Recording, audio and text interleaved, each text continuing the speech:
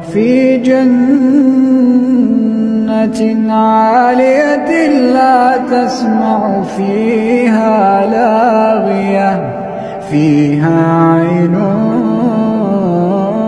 جارية فيها سرر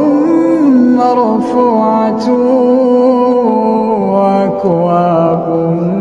موضوعة ونمارق مصفوفة وزرابي مبثوثة أفلا ينظرون